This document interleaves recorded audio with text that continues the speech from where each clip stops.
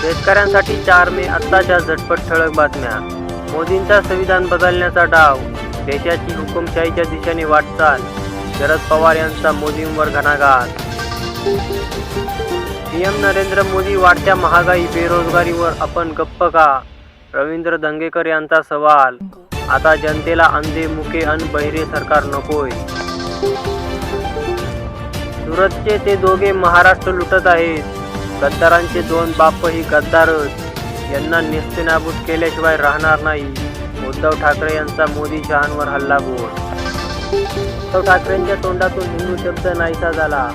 उपसभापती नीलम गोरे यांचा आरोप. शिंदे ठाकरेंचा वारसा पुढे घेऊन जात असल्याचाही दावा. नारायण राणे सत्तेसाठी लाचार. चेंबूर नाक्यावर राहणारा माणूस बंगल्यात कसा गेला?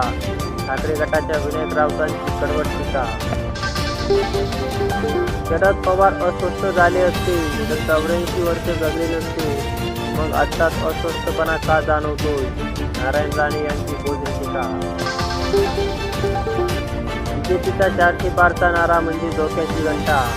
मोदींच्या देशाचे संविधान बदलण्याचा डाव, छत्रपती संभाजीराजे यांचा घणाघात. सत्तांतर उद्धव ठाकरेंना अद्याप पसनी पडली नाही. त्यांच्याकडे शिव्या आणि टोमणे मारण्याचे काम शिल्लक. मुख्यमंत्री एकनाथ शिंदेचा निशाणा.